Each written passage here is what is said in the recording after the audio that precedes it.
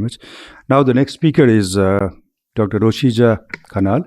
She is a consultant vitreoretina surgeon from ASC Hospital, Kathmandu, and she had worked in the high volume surgery hospital in LEI for a long time, and she is a very experienced vitreoretina surgeon under whom few vitreoretina surgeons are produced in the country.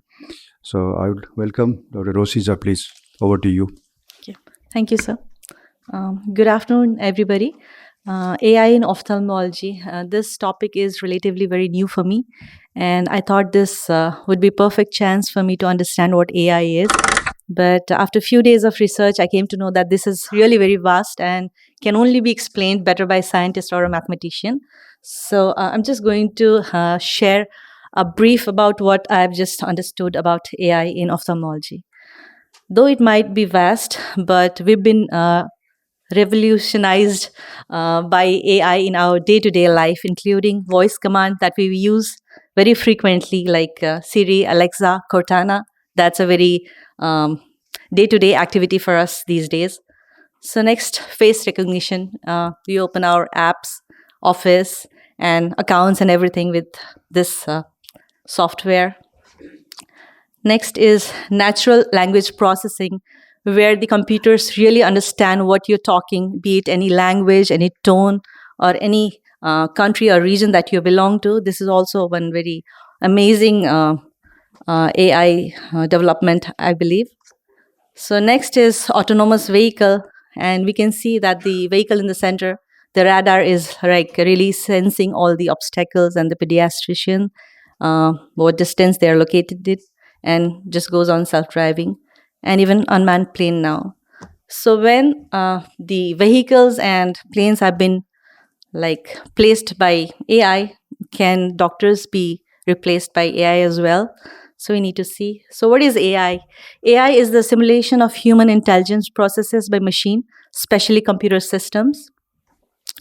The concept and existence of AI is not new though. Even when there was no internet in the past, I believe that people would have been researching about AI, reading newspapers. And I believe people wanted to know if they could teach computers to learn how a young child would learn. The concept, I believe, was to basically use trial and error to develop formal reasoning.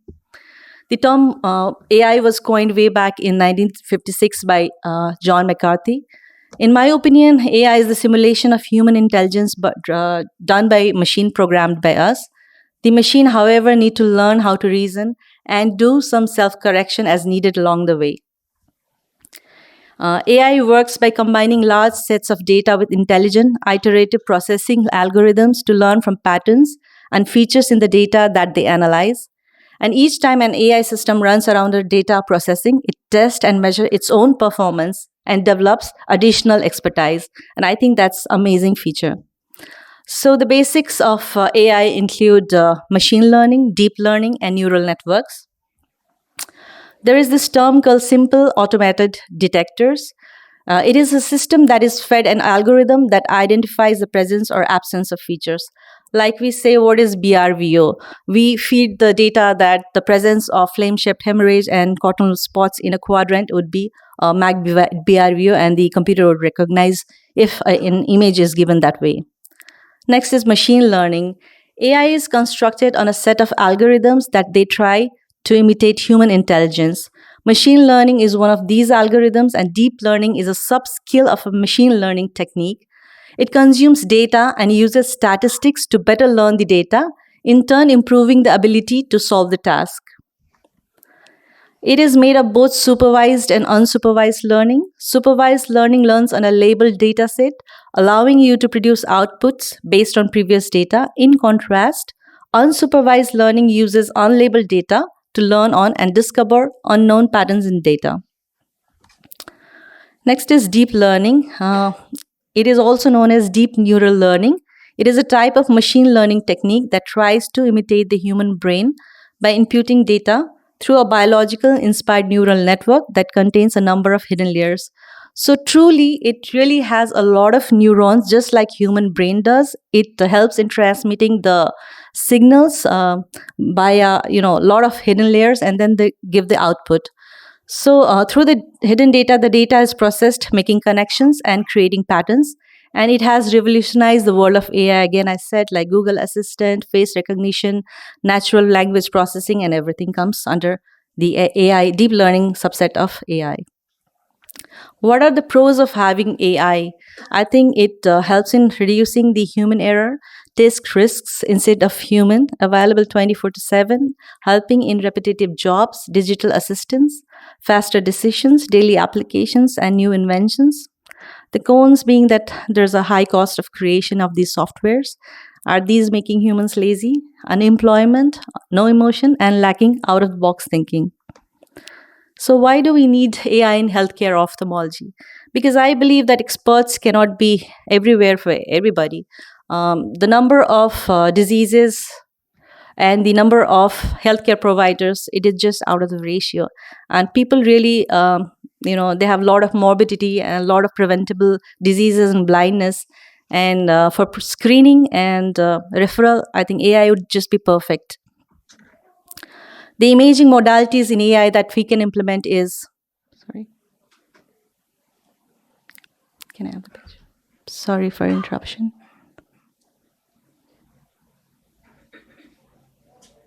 So we have fundus image, optical coherence tomography, ocular ultrasound B scan, slit lamp image, visual field biometry. So now we come how AI helps in certain diseases. And I think AI in ophthalmology, the first FDA approved AI was IDXDR for diabetic retinopathy screening. So let me just brief a little about it. Diabetes, we know that it affects a lot of people worldwide, and automated techniques for DR diagnosis have been explored to improve the management of patients with DR and alleviate social burden. It was used to predict DR risk and DR progression among diabetic patients to combat with this worldwide disease. So there are two images. First is the fundus image, and how the other one is cloud-based software like IDXDR identifying these features. So we can see that here there is a little bit of hemorrhage that is picked up as the signal, and the lesions here are picked up as signals. And I think the computer really understand what needs to be referred and what does not need to be referred.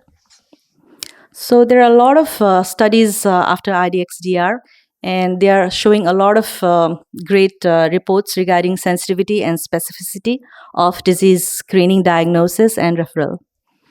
So IDXDR, like I said, was the first FDA-approved software package for DR screening in non-ophthalmic healthcare practice. It is a cloud-based software with a built-in retinal camera implemented in American institutions. It evaluates image quality and detects retinal findings related to DR, providing classification regarding the referral disease. It reports a sensitivity of 96.8 for referral DR and a specificity of 59.4. I think that's a good number. So there are a lot of other softwares as well in different countries, like RedMarker is there in Portugal, and it is having a sensitivity of 95% for referable DR and specificity of 63.2. And there is iArt, and it is also having good sensitivity and specificity as well. Next is iGrading M. So we can see that these softwares are really helping us achieve very better diagnosis, and I believe the rate of this sensitivity and specificity will only go higher and higher in the future. So next disease that AI has been used in is ARMD. It is still under trial, and I don't think there is any commercial software that is really FDA approved for ARMD as yet. So in ARMD, AI uses OCT images, and it can be trained to perform segmentation, classification, and prediction. In segmentation, many AI systems were shown to display highly accuracy in segmenting different retinal layers on OCT. And this is important to quantify intraretinal fluid, subretinal fluid, and pigment epithelial detachment. And volumetric analysis of intraretinal fluid and region have also been evaluated using deep learning methods. So these systems really tell you, like, can it be absorbed and should they be given anti-VEGFs? So that also helps in very good referral and just prevent in blindness again. Preliminary studies have shown that the use of fundus images as input original materials and extract features of early, intermediate, and late AMD to distinguish from healthy images. They can obtain a sensitivity ranging from 87 to 100%, also with a relatively high accuracy. They think taking fundus photo as input is cheaper than OCT examination. So these are few studies having different specificity and sensitivity, but it is again good number, and I believe would only go higher and higher in coming days again. So next is ROP. So this is one emerging disease that we really have problem diagnosing, very less referral, and a lot of preventable blindness again. So there is challenges in retinopathy of prematurity screening and diagnosis, including diagnostic variability, paucity of specialists in ROP, and access to care issues. Machine learning systems have been developed as a possible solution to address these challenges. The systems evaluate vascular changes, features of the disease such as zone or stage, and category of disease and disease progression.